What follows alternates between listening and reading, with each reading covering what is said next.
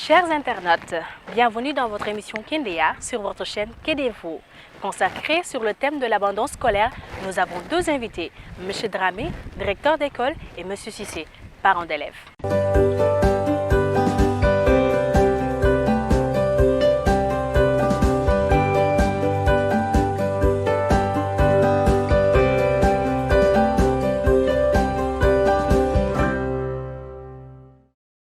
Bonsoir chers internautes, je suis là avec mes deux invités, M. Cissé et M. Dramé. Je vous rappelle qu'on a comme thème l'abandon scolaire. Alors M. Dramé, en tant que professeur, en tant qu'enseignant, comment vivez-vous ces abandons en milieu scolaire?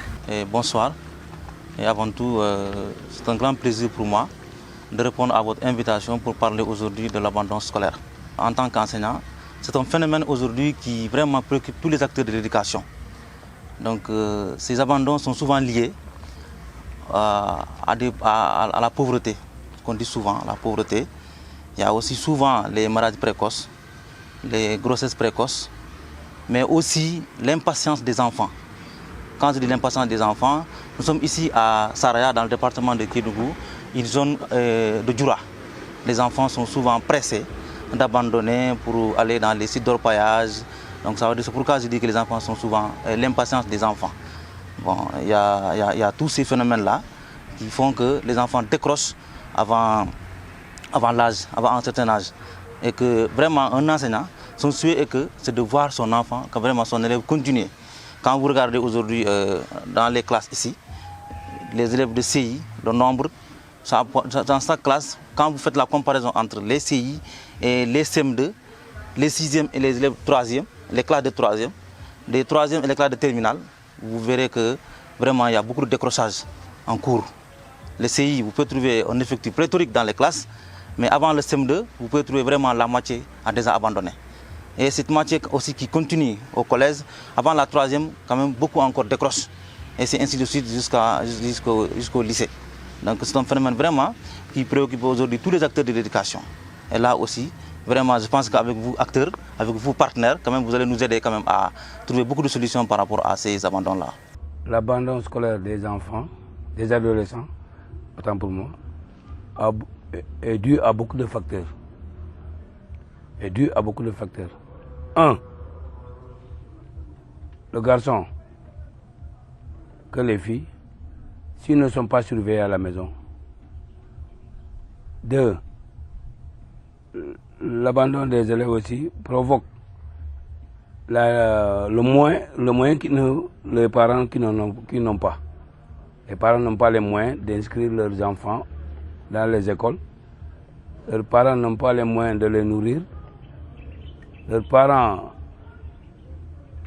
Bon, il y a beaucoup de facteurs en tout cas, je peux dire. Mais comme je ne veux pas être long d'abord, je m'arrête à ça et je m'arrête là-bas d'abord. Alors, M. Cissé, tout à l'heure, vous disiez que c'était un manque de moyens. Oui. N'êtes-vous pas aller vers les programmes qui sont là pour appuyer, pour soutenir ces enfants? Pour soutenir ces enfants-là, bon, on doit veiller d'abord aux enfants, dès à la maison, arriver à l'école et pour pouvoir les aider, l'État doit faciliter les choses. Par exemple, l'inscription des élèves, les fournitures des élèves, que les parents n'ont pas à payer, ils ne peuvent pas payer pour les élèves. Donc, il y a ce moyen-là qui fait que les enfants qui veulent aller loin ne peuvent pas aller. Parce qu'ils n'ont pas de moyens. Donc, la meilleure solution, c'est pour pouvoir aider aux enfants d'aller loin, surtout les jeunes filles. Les jeunes filles, si c'est à moi, à ma place, l'État doit faire tout pour améliorer le cas des jeunes filles, pour qu'ils puissent aller de loin dans les études. Premièrement, les filles, quand les garçons doivent payer 10 000 francs, les filles doivent payer au moins 5 000 francs pour attirer les filles, pour qu'ils puissent venir de nombreuses dans les classes et pour que leurs parents puissent être contents que leurs filles participent au cours d'école. Donc, s'il y a beaucoup de moyens, c'est aux côtés des filles surtout, comment je vais parler, on doit faciliter l'inscription des filles et le moyen aussi, on doit donner des fournitures aux jeunes filles que de donner aux garçons. D'accord. Monsieur Sissi, Oui. en tant que parent d'élèves, Oui. ne pensez-vous pas aussi que ces jeunes filles Oui. abandonnent parce qu'elles sont très tôt données à mariage ou bien elles sont données à mariage? Merci. Merci beaucoup. Pour ce cas-là aussi, je vais vous répondre. Bon, ça c'est, j'ai dit depuis le début, c'est les parents. Qu'est-ce que ça veut dire un parent? Un parent qui aime sa fille doit regarder sa fille dans la nuit que dans la journée. Ou qu'il part à l'école et qu'il revient à la maison, on la surveille. Deux, les parents aussi ne doivent pas laisser les enfants manipuler depuis à l'âge de 6 ans les portables. Que nous, aujourd'hui, dans le monde aujourd'hui, là où nous sommes, les filles ont des portables que leurs pères n'ont jamais eu. Qui rentrent dans des Facebook, dans des YouTube, dans des, je ne sais même pas, des TikTok, qui visent beaucoup de choses dans ces émissions-là. Eux aussi, ils préfèrent faire ça. Deuxièmement, troisièmement encore, les filles doivent être surveillées pour qu'ils puissent aller de loin dans leurs études. Pour rappel, cette émission est accompagnée par le projet DAMCAM, Dandam Tchalalab, Ma Voix, Ma Santé. Le projet DAMCAM vise à améliorer l'accès aux services relatifs à la santé de la reproduction des adolescents dans la région de Kédougou pour une durée de 5 ans, grâce à un financement de Affaires mondiales Canada. Quelles sont les couches les plus exposées? Les couches les plus exposées, peut-être je peux dire que c'est les jeunes filles. Bon, les jeunes filles, souvent, peut-être que c'est... Souvent, quand je dis que les jeunes filles sont souvent exposées, peut-être qu'il y a les phénomènes de grossesse précoce. On ne peut pas quand même épargner le mariage précoce, même si aujourd'hui, je peux dire que le taux est trop faible, le mariage précoce. Mais peut-être on peut toujours citer, mais les grossesses précoces toujours. Parce que les adolescents, vous voyez, certains quand même, beaucoup tombent en état de grossesse avant quand même l'âge adulte. Et qui quand même, même s'ils sont autorisés à continuer, mais quand même avec la honte, peut-être avec le stress, certains abandonnent, même s'ils ne sont pas exclus. Ouais. Alors pourquoi les filles sont plus impactées? Pourquoi ce sont tout le temps les filles? Ce sont les parents, ou bien c'est à l'école, ou bien c'est l'éducation de base, je veux savoir. Bon, là, les responsabilités sont partagées. Parce que, bon, vous voyez, il y a peut-être que les parents, mais aussi il y a là l'impact de la société. Bon, il y a beaucoup de facteurs, quoi. En tout cas, bon, c'est la plupart des jeunes filles qui décrochent. Bon, je peux dire que même s'il y a les mariages précoces, mais souvent, c'est les grossesses qu'on peut dire. Aujourd'hui, il y a moins de mariages précoces, même si on ne peut pas quand même ne pas citer, mais souvent, il y a quand même les grossesses précoces qui ne sont pas à oublier. Mais n'est-il pas temps de faire savoir aux parents que leurs intérêts se trouvent dans la scolarité des enfants? Là, c'est avec l'aide des partenaires comme vous, quand même avec des sensibilisations, comme ça, c'est des solutions quand même qu'il faut. Parce qu'aujourd'hui, c'est un phénomène qui est là, les enfants abandonnent. Et qu'est-ce qu'il faut faire avec vous? Peut-être d'abord, je pense bien pour les solutions, peut-être qu'il faut avoir un comité de pilotage, quand même un comité qui est là. Peut-être chaque début d'année qui va s'occuper de recenser les enfants qui sont en couche vulnérable, qui sont vraiment en situation de décrochage rapidement. Peut-être quand les enfants sont recensés, et avec ça maintenant, organiser des sensibilisations, ou bien les soutenir, même les aider au niveau des maisons, c'est-à-dire qu'en les donnant des soutiens, peut-être pour qu'elles puissent continuer. Quel rôle doivent jouer les enseignants pour arrêter ce phénomène? Les enseignants doivent sensibiliser les parents pour l'avenir des enfants et aussi, bon, certains parents aussi pour alléger certains travaux ménagers aussi. Est-ce que sensibiliser seulement suffit? Bon, même si ça ne suffit pas, mais quand même aussi, il faut aussi que c'est ce que j'ai dit, c'est-à-dire qu'il faut sensibiliser, mais il faut aussi que ces parents-là, certains parents aussi soient soutenus. Soutenus peut-être par les partenaires. Peut-être qu'aujourd'hui, si vous avez 2, 3, 4 enfants à l'école ou bien surtout des filles, quand même vous comprenez mieux quand même que c'est un peu difficile avec la localité. Et la première cause que j'ai dit depuis le début, c'est la pauvreté.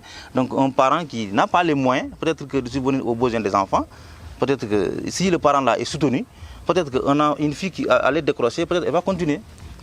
Alors, M. Sissi, en tant que parent d'élève, quelles sont les causes principales? Bon, les causes principales, d'abord, je peux dire que les parents d'élèves, le rôle de jouer dans ce projet, c'est de surveiller les enfants. Deux,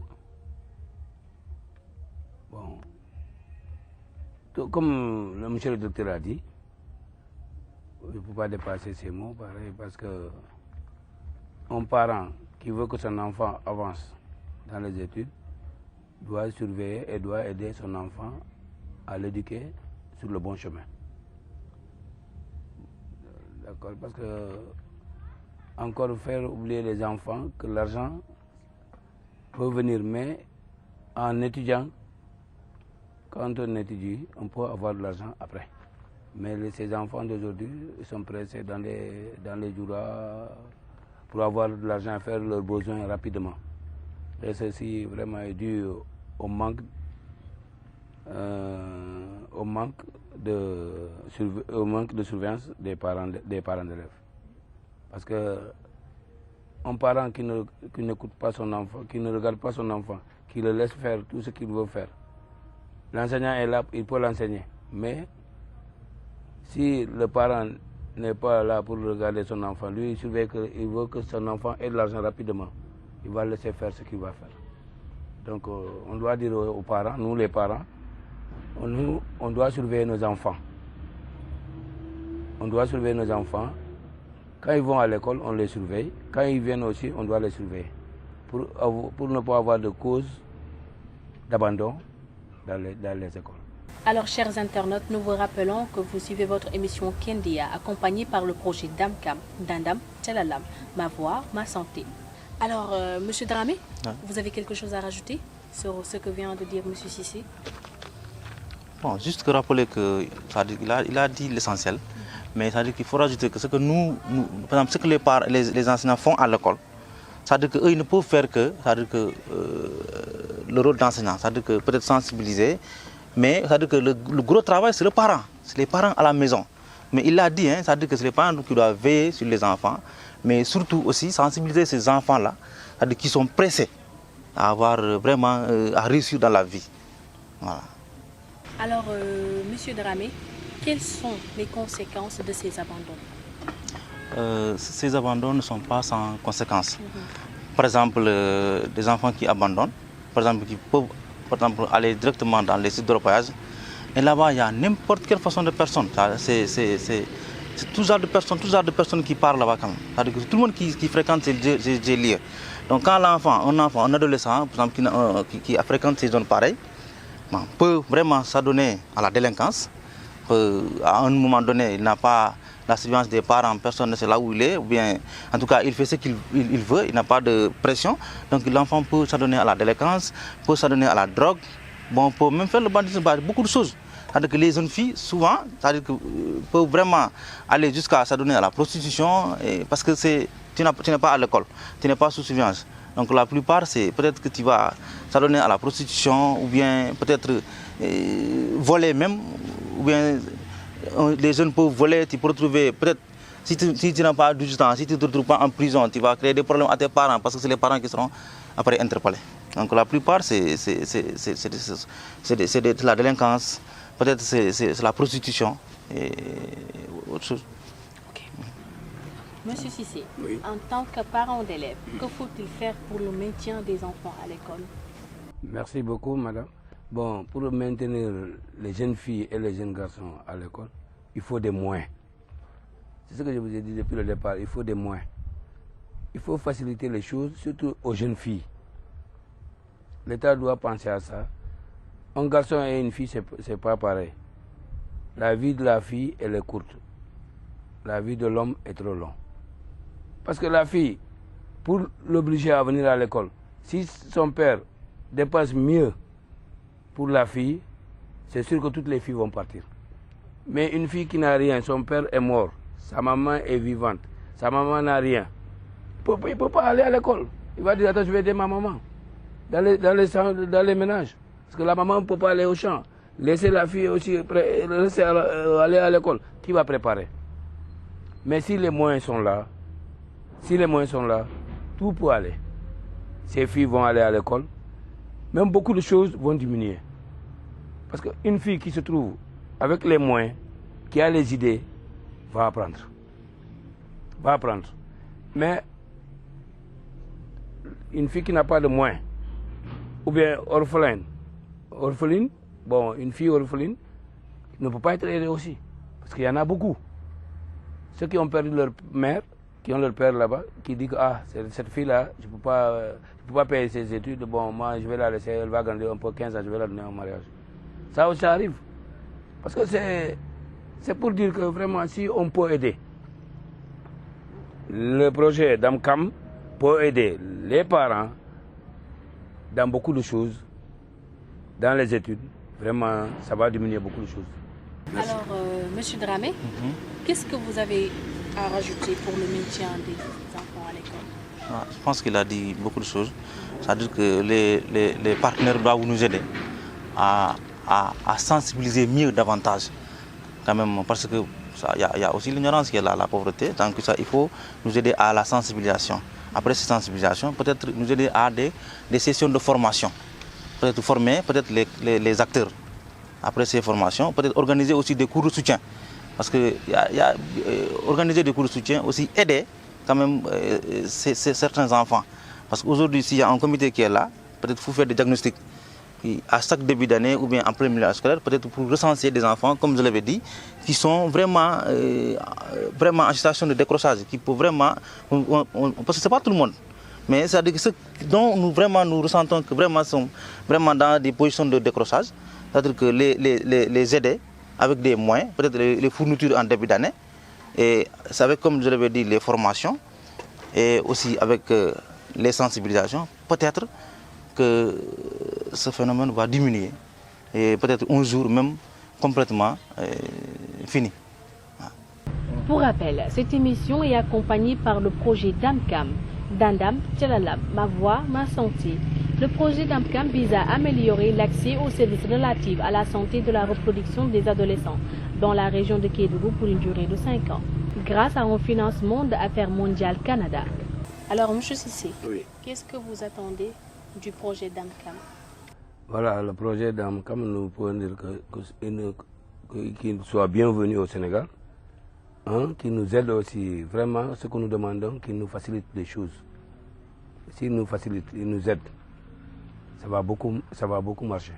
Et nous demandons au projet d'AMCAM qu'ils soient les bienvenus au Sénégal. Et leur directeur, on le salue très bien. Leurs partenaires, on le salue. Et nous leur demandons aussi de nous aider toujours dans le cadre de cet abandon au niveau des écoles. Je vous remercie. Alors, M. Dramé, en tant qu'enseignant, qu'attendez-vous du projet DAMCAM? Peut-être que ce que nous pouvons dire, c'est toujours quand même demander au projet de nous aider vraiment pour vraiment diminuer, s'il faut même complètement éradiquer l'abandon scolaire dans notre localité. En quoi faisant, c'est-à-dire en aidant à avoir des formations, aussi à organiser des sensibilisations et aussi à soutenir aujourd'hui ces enfants. Parce qu'aujourd'hui, si ces enfants sont soutenus, s'il y a des sensibilisations, s'il y a des journées de formation, peut-être que nous pensons que ces abandons vont considérablement diminuer. Ouais. Nous sommes à la fin de cette émission. Pour rappel, cette émission est accompagnée par le projet DAMCAM. Alors, je tenais à remercier nos invités, M. Cissé et M. Dramé. Monsieur Dramé, quel est votre mot de la fin?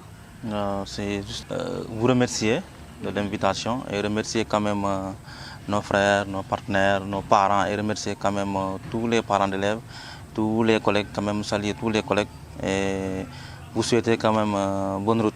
Merci beaucoup. Merci beaucoup, M. Dramé. M. Cissé, Oui. mot de la fin? Nous, on remercie le projet d'AMCAM, qu'il soit les bienvenus au Sénégal, accompagné par l'État du Sénégal. Et nous remercions aussi l'État du Sénégal, vraiment qui nous amène des projets qui puissent nous aider dans nos idées. Donc, nous disons merci à tous ceux qui se sont déplacés pour venir nous trouver et à nos collègues qui sont présents et les parents qui nous écoutent de gauche à droite. Je vous remercie.